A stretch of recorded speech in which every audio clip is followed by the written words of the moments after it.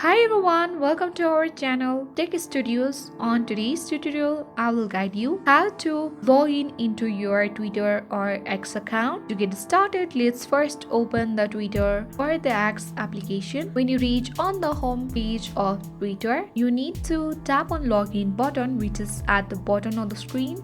So now you can enter your phone, email or username. Once you enter your email address, you can tap on next button which is at the bottom right corner.